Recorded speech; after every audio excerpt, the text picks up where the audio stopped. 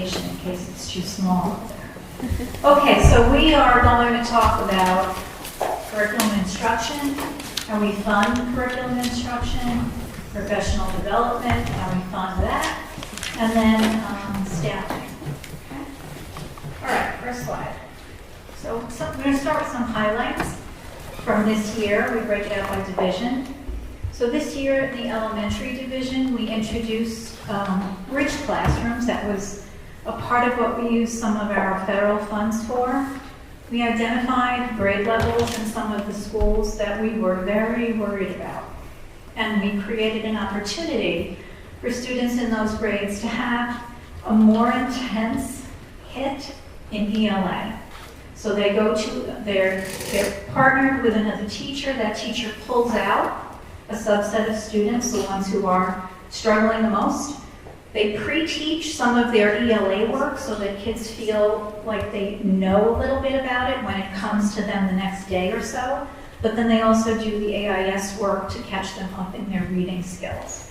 We've done that in 2nd and 3rd grade and 4th grade at EV, and we've done it in 2nd and 3rd and 5th grade at Frank G. And it's been very successful. I've had good conversations with teachers. Our kids are making progress. The principals are happy. So it's been a very good use of the funds. It will go away next year. The teachers who are in the bridge program are not, will go back to positions that they had. In 2 or 3 cases, they're reading teachers. In 1 case, it's a classroom teacher. So that's been a very good experience. In 4th grade, I've lost track with COVID when New York State actually rolled out the New York State Next Gen Science Standards, and we've certainly postponed that rollout now twice due to COVID. But this year was the 4th grade's year to roll out their new curriculum, so we did experience the new units in grade 4. 5th grade is piloting in this year, and they will come on board next year. It's not an additional cost, it's just a new Science 21 program. In the region, we work with BOCES, and our teachers work with the BOCES science folks to actually write this curriculum. So we write it, we pilot it, we edit it, we revise it, and we're very pleased with how that works. We also brought in a phonics spelling vocabulary program that will go K-5 called Words Their Way. Words Their Way is not a new program. It's been around a long time with a lot of success. We piloted several approaches. We started piloting the year before COVID, so 18-19. We continued the pilot in 19-20 until we were closed. And then we met to make some decisions. And we brought that on a rolling basis this year to try to allow classroom teachers to catch their breath a little bit. We had a cohort come out in September, another cohort come on board in December, and the last cohort will come on board in May. So in September, all students K-5 will experience the Words Their Way curriculum. We have some internal coaching going on around this, and we're very excited to be using this new piece. In addition to that, every school district is required to have a support system called Response to Intervention. In the region, more than the region really, nationally, that terminology has changed to what we now call MTSS because we love initials. And MTSS is a multi-tiered support system. The real advantage of taking the lens of MTSS is that it allows us to also look at kids who need to be enriched. So RTI really focused us a little bit more on kids who need remediation and support.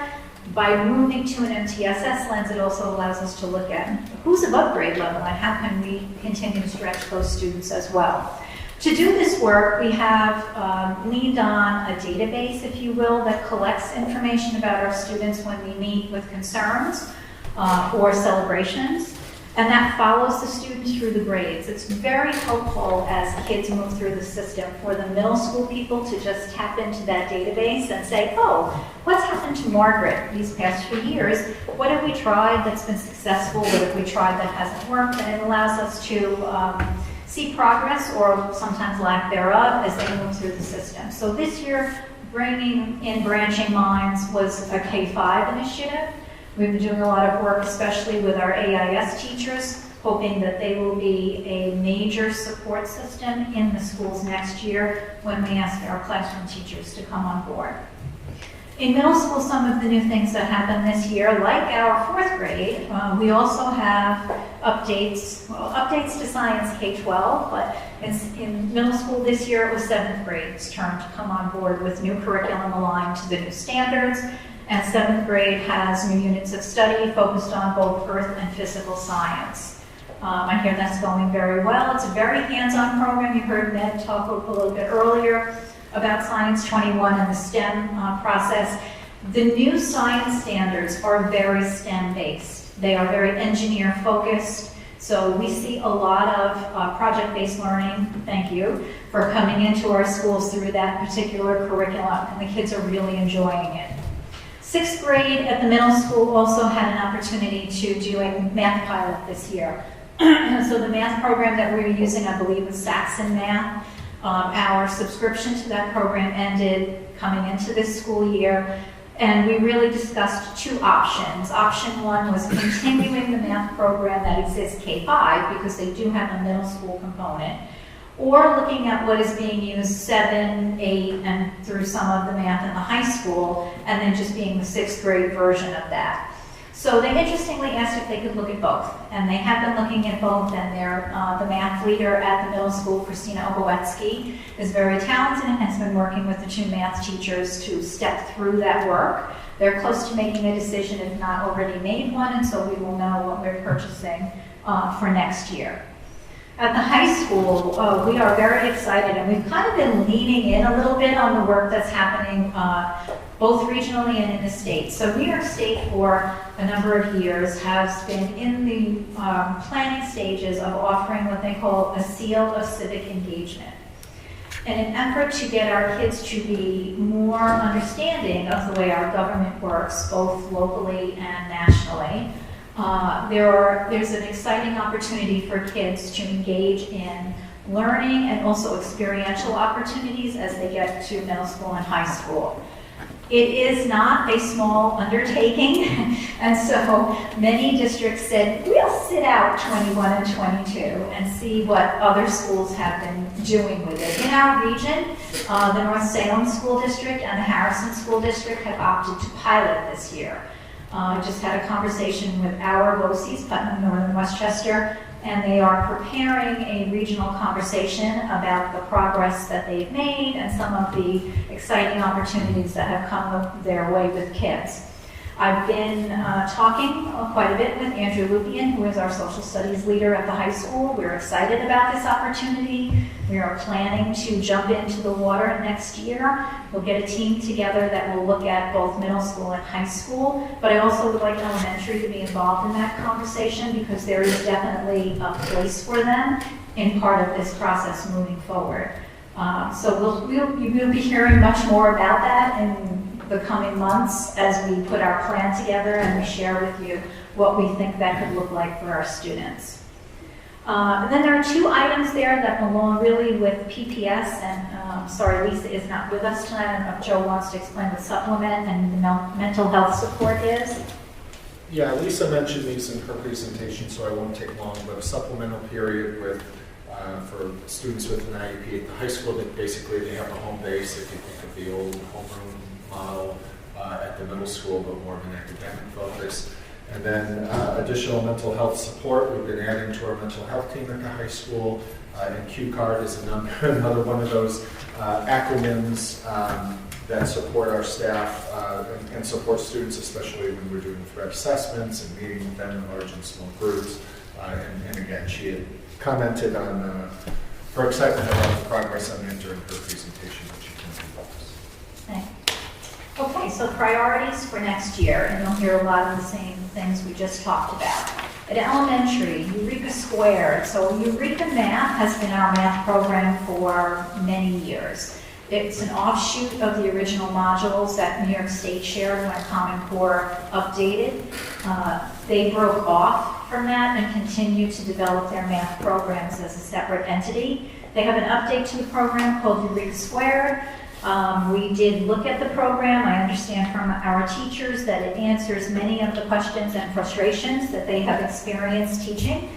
mostly around being more kid-friendly in terms of visuals for children, things literally like spacing on a page, which can be very cumbersome for little guys if there's not enough space to work, to show your work, so to speak.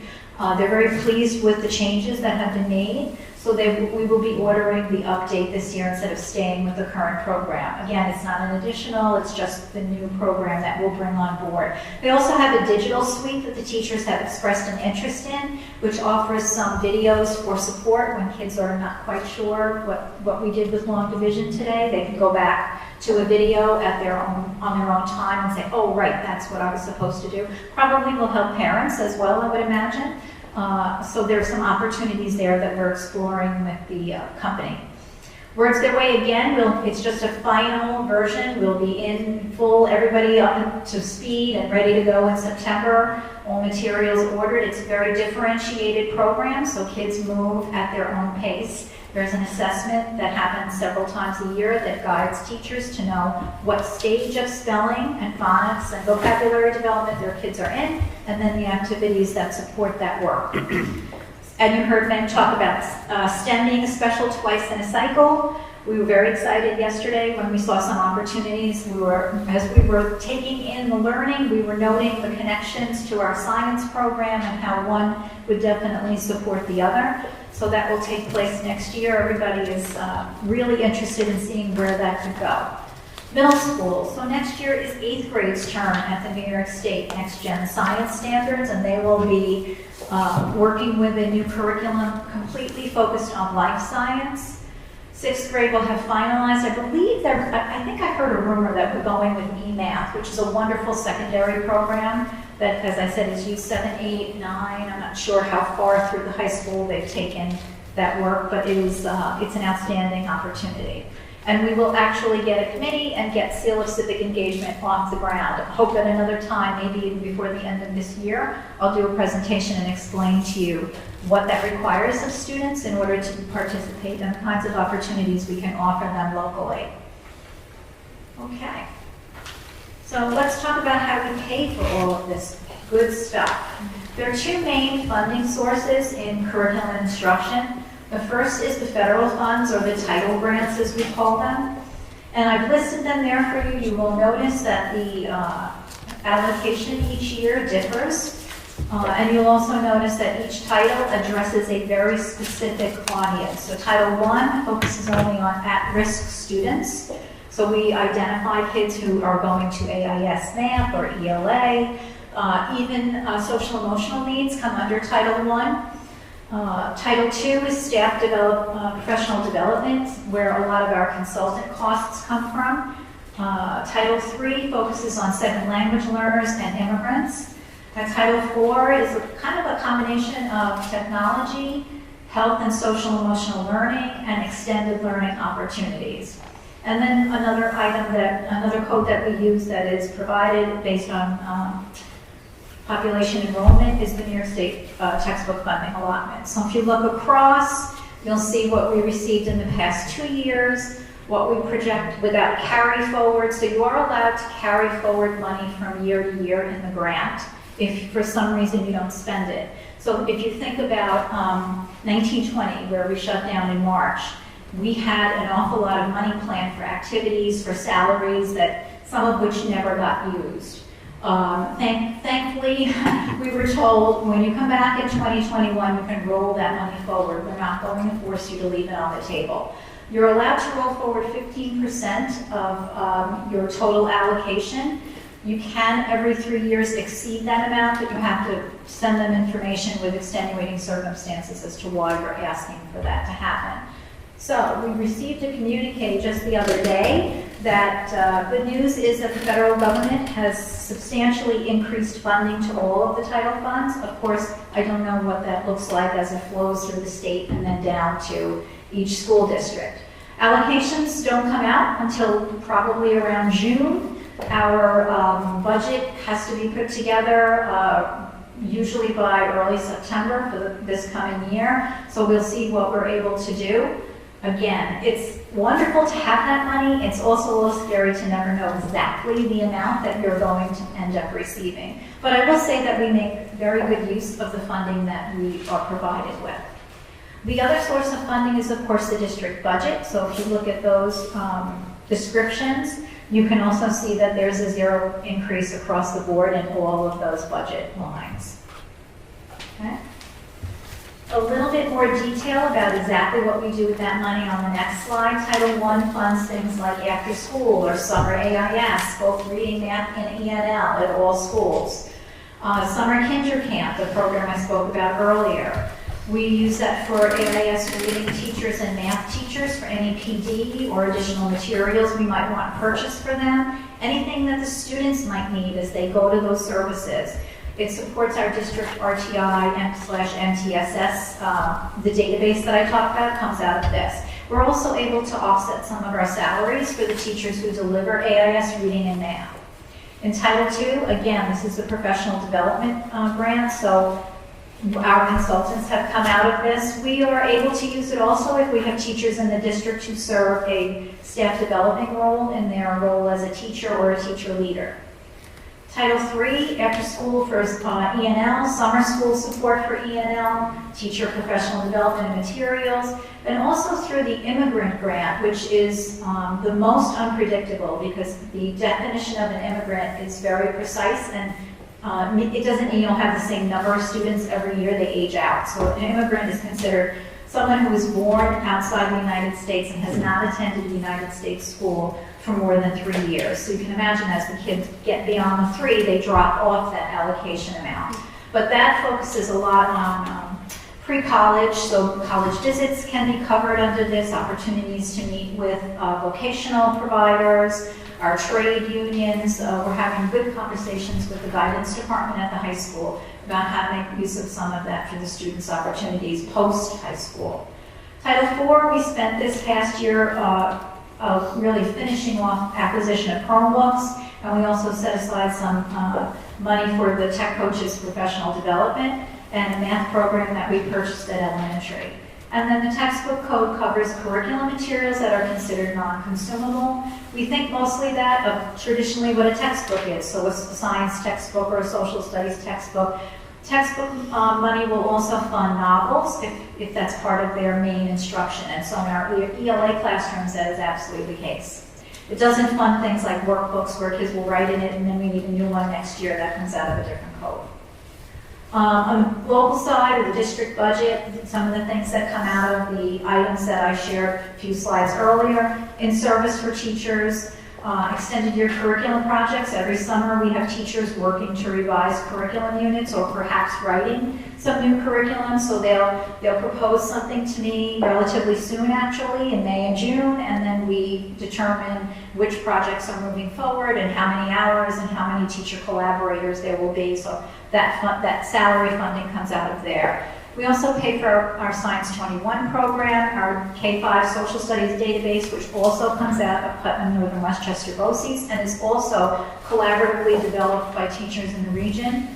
And then we send all of our instructional leaders, so grade level leaders, if there is a specific collegial circle over at BOCES, the science and social studies people go and they meet with their colleagues from the regions that participate in BOCES to exchange ideas, to learn what's working. We talked about this a little bit yesterday about learning what other districts are doing with STEAM in elementary. So certainly Meg and her colleagues will have an opportunity next year to have those conversations as well.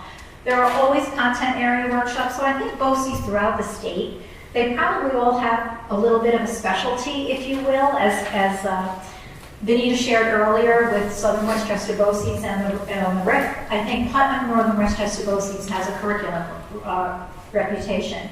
And so we have fabulous opportunities for teachers to learn coming out of there. We very often send people to either continued or one-day opportunities. They've done a wonderful job of making opportunities virtual during COVID, and we've taken advantage of many of them. Our administrators also do their lead evaluator training through BOCES. We have brought in consultants, our strategic planning group, etc. Our probationary teachers, as part of their induction program, experience 2 courses that come through BOCES COSER funding, Skillful Teacher, and Making Student Thinking Visible.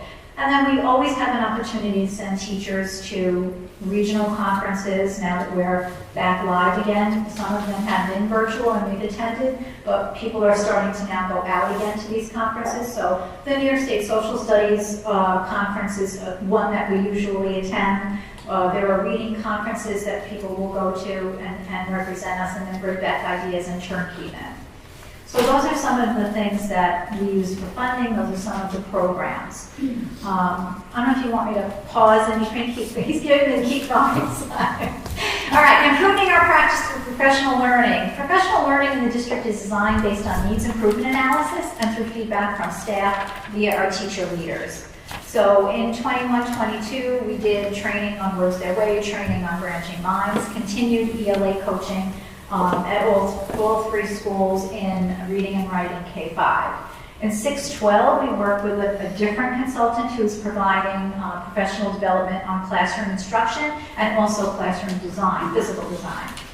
Our music department does a wonderful job of bringing in folks to work with them in myriad of areas, and they certainly have experienced that opportunity again this year. Our E&L teachers also work with someone who's very renowned in the region, so we periodically touch base with Dr. Cloud and get refreshed. And now we turn to people, our most important investment. You can see some pictures of teaching there. We have really an outstanding group of teachers, K-12, really always eager and willing to participate in a conversation about moving their work forward. And I personally am very grateful for that. Student enrollment. If we look at this slide, we've been tracking this through the years. You can see on the left to 2013, we had 2,599 students. In the year 2022, we will have 2,088 students. So that's a significant drop over the years. We are not the only district. It's a regional experience that people are seeing declining enrollment. Let's turn the page and zero in on elementary. Okay, so again, here's a picture of our elementary enrollment. We combined all three schools and show it by grade level here. You can see where we were, where we are in the yellow. 975, up slightly from the 2021 year, and then we are projecting right now to drop to 941 in the coming year. And I asterized the kindergarten number because, again, that is the one we unfortunately are least comfortable with while we're waiting for folks to register. So if you're out there with a kindergarten student, please register. Orientation for parents is in April. We don't want you to miss that by waiting until June or July. All right, next page is elementary staffing, and we added at the last minute a comparison of next year in the pink to this year in the blue, and then we showed you by each building what that looks like. And you can just look across. You're now familiar with the 53 current staffing dropping to 46. And then we broke it out for you in some of the special areas and support areas. We currently have 7 AIS reading teachers at elementary. Next year we're projected to have 6. 1 reading teacher will be moving to the middle school, so it's not a cut of staff, but a movement. AIS math will remain 3, 1 in each school. Special ed teachers, that consists of the ICT teachers, resource room teachers, ABC teachers, 12-1-1 teachers. So that's where we are right now at 18.2, 17.5 next year. I believe that is the result of some scaling K3 and then 4, 6 maybe, I'm not sure. Again, I would defer to Lisa if she were here. Art stays steady at 2.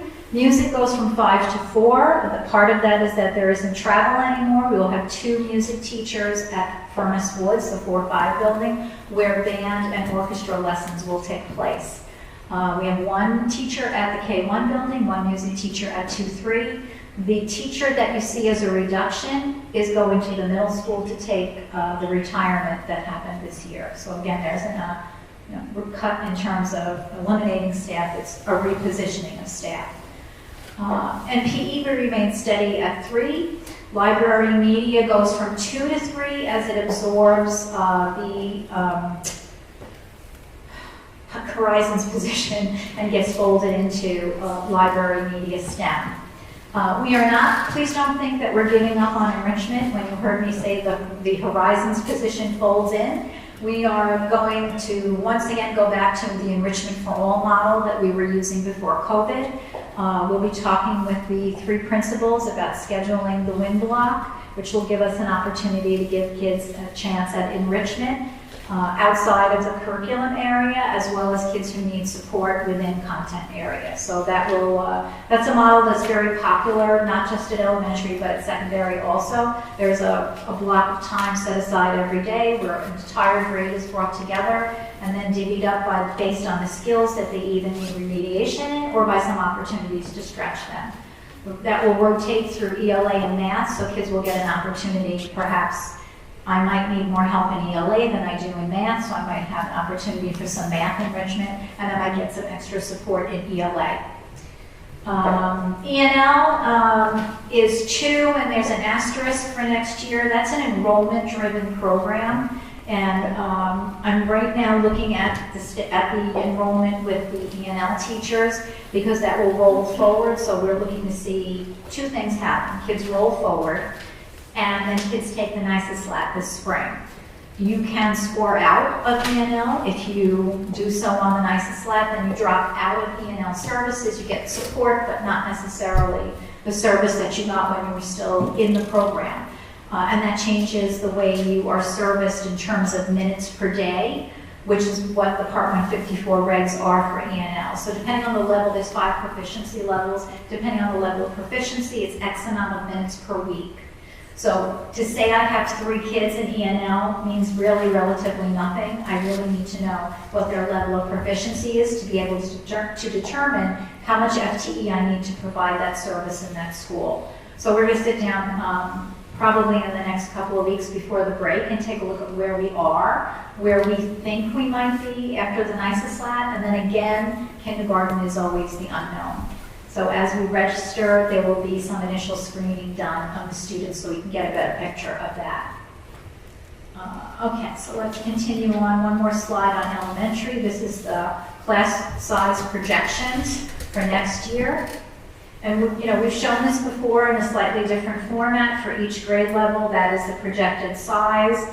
We're very secure about the numbers for 1 through 5. These are the sections that we thank the board for allowing us to put forward, because they do step aside as a policy right now in order to allow us to roll Princeton Plan forward and have a lower class size. And those are indeed lower class sizes at nice averages on the grade. Middle school. So again, we start by looking at enrollment historically. So we have 3 years of history, the current year, and the projected enrollment. Again, you see a slight increase in 21-22, and then a drop in 22-23. That's just the numbers. Let's look at the next page where we look at staffing. And again, we're looking at 3 years running.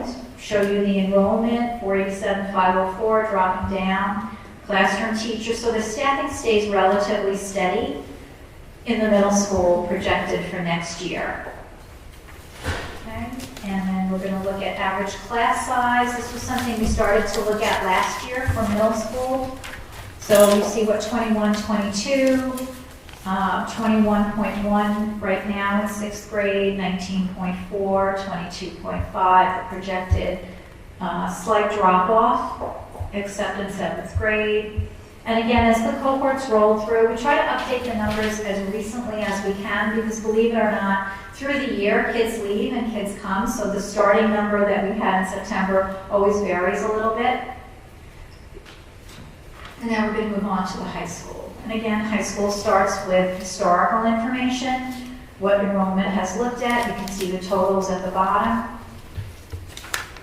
This year they had 686, down from the year before, and next year they'll go up slightly from this year.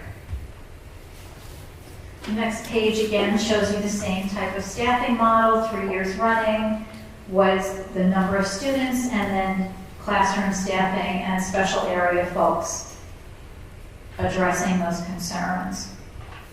And then the next slide, this year someone asked if we could look at the average class size at the high school. It's a little bit more complicated than it is at the lower levels. But we did look at an overall class size, number of students and number of sections that exist at the high school. So the average was 14 students in a section. And then we also looked at it by department, and there you can see the class sizes ranging anywhere from 12 to 22.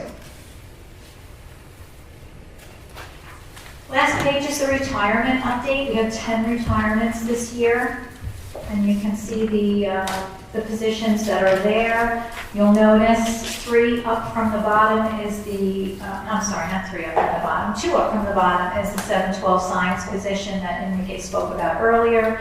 That's a physics position, so science is a content area that has separate certifications for each course. So biology, chemistry, physics, earth science, and this is a physics teacher that is retiring. And Mr. Mackin has said we don't need to replace this teacher. It can be reallocated across the other physics certification areas. We've already filled the K-12 music position with the elementary music teacher. And the rest of what's here remains true. It's posted right now internally. We have not gone out with it, but we will go out with it shortly on OMOS to see what is available. Okay. Questions? All right, I'm sure there are questions. I would like to start. I just have a question about the high school average class size. How there's got to be like a reason in a way, because different English is a subject, but there's all different types of English classes. Is that how we get to, 12 children in an English class seems so awfully low. Can you speak to that a little bit? Well, the first thing I can tell you is that contractually there's a limit for the ELA teachers, because imagine grading essays and giving feedback to that many students, so they have a cap. In high school? Yes, Okay. on how many students that they can teach. It's very common. It's not a unique thing to Hendrick Hudson just because of the nature of that work. Again, if you looked at the course catalog, there are definitely some departments that have more offerings than others. There are some departments that have more electives than others. This was just how many sections are there in the science department, and then how many students. And am I right? Because it was Carmen actually that ran the program for us. Yeah.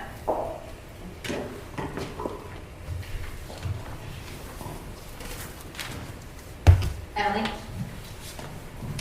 Looking at the federal funding, historically, your estimates, like how close are you after this for a couple of years? Are you pretty close?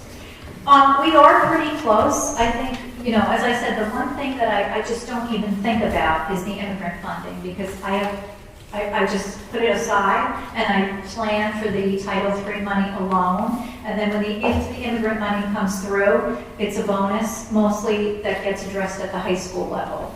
But the others, yes, we have been pretty close. The past couple of years, I'll say Title II, probably, I would say maybe in the last 4 years that took the biggest hit. And so I was very happy to see the news that there's a resupply of funding to those grants, because that's an important opportunity, certainly for us, and I'm sure for my colleagues across the region. So we're not too far off from where we've been. So these numbers are on the conservative end and then always hoping for more. Always. Okay, thank you.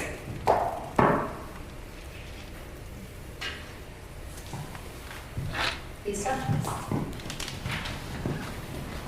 In light of the conversation we had about pre-K, will the summer camp be running? Do you think there'll be a need for that this summer? I would think not, if we're going forward with pre-K. And this would be a challenging year as well, because the buildings are being prepped for a Princeton plan. So that would definitely it would be really challenging to try to move that program for 4-year-olds to middle school.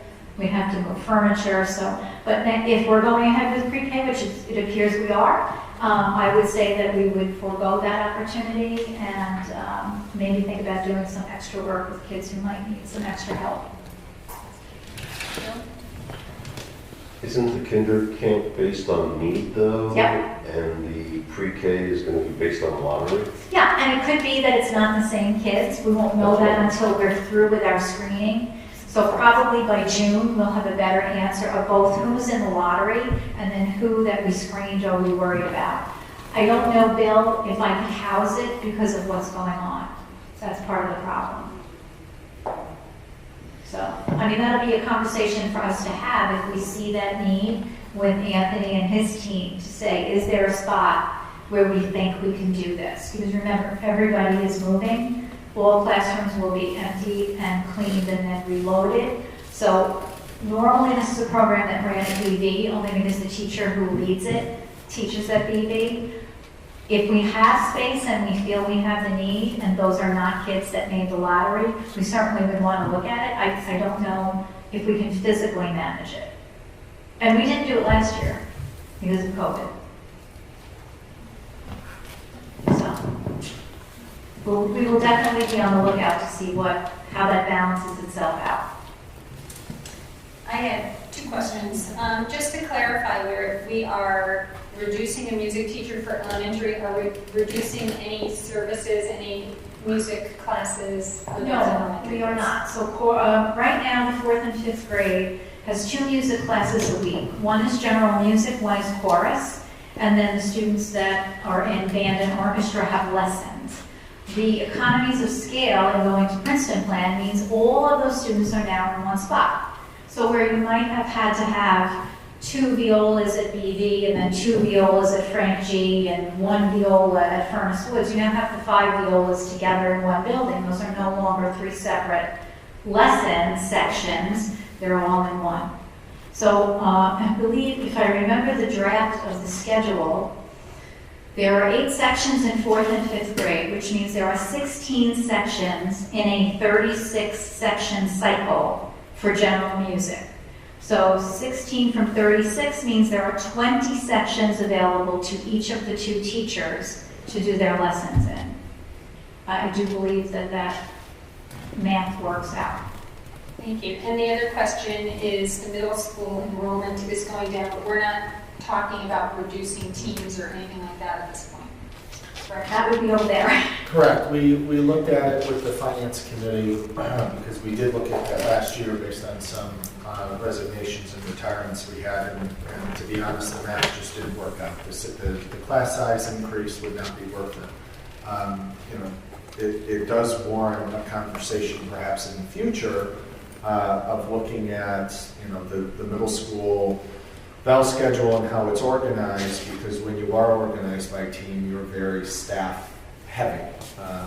Some schools have looked at not teaming in 8th grade or 7th grade or what have you. And there are a lot of models out there that we could examine, but not for budget purposes.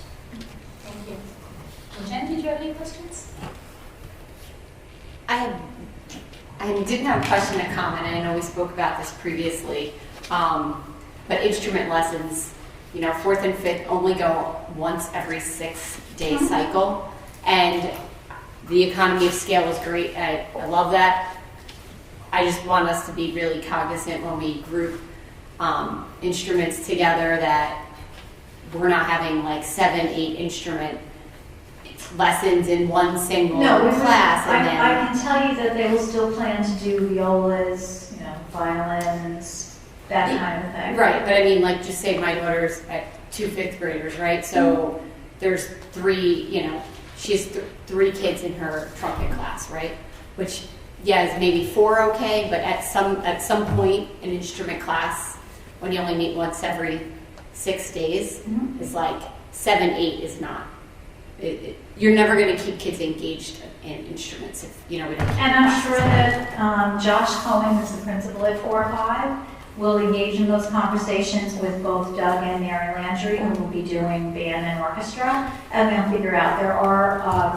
I think there's plenty of opportunity there to create the optimal setting for those lessons. Okay. Sorry, I think I got a little confused. Bill, you were asking about kinder camp? I started. You started that. So what is kinder camp and UPK like, I'm missing the connection between those two programs. Can- Kinder Camp is for children going into kindergarten, and UPK is for the preschool group that we're adding. But they're pre-K students, so we have two reasons why we're struggling with that this year. One is because we're bringing UPK on board, and the second is because I don't know that I have building opportunity for it. We set aside the budget for it, but I'm not sure that I could say to the staff, I have 3 or 4 rooms that you can use at Frank Jade, and they'll be ready for you, and not interfere with teachers setting up their program. Usually they start, I think, the first week in August, and they run for 3 weeks. I don't know that that's doable. That's a conversation that we have to have with Mr. Molini and his staff. And then that program will go away going forward. Kinder Camp Yeah. is going away. But we do have it in the Title I budget for this year because we didn't know what direction we were going in. It was easier to budget. It's easy to change the budget. It's just an amendment. So we budgeted for it, not knowing what was going to come our way. So it's going away because of UPK. Yes, it will become unnecessary. Bill brings up a good point. What do we do with kids who may be at risk but maybe are not part of the lottery? And that's something that we'll have to figure out. How many kids is it? Do we run a program for 1 or 2 kids? I don't know. It's a pretty considerable program. We have OTPT in that mix. We have, certainly over the time, we've had kids with special needs in the mix, so there are a lot of questions that remain. But again, we budgeted for it, we just don't know if we can actually do it. How many kids would you say you had last summer, roughly? Well, we didn't do it last year because of COVID, and I don't think we did it the year before. So probably the last time we ran it, we usually run 2 classrooms, so I would say probably about 25 students between the 2 teachers, and then a full support staff works with them. So it's not the entire incoming Right. 125 kids? No, I know that. Yeah. So could we ever allot Title I money towards UPK? Oh, I would love to. I have asked them this 1,000 ways. I will not give up asking them if I can do that, because it makes perfect sense to me. And it would seem to be a novel question to them, could I combine those funds? Because I can combine Title I and Head Start. So I'm still nudging them along that line. If I can identify those students, and we do identify those students right now for AIS. So if I engage in the same identification process, can I use some of that title money?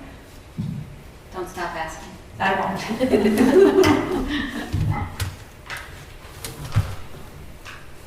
All right, I think that's it. Thank Thank you, you, Margaret, everybody. for a very comprehensive presentation.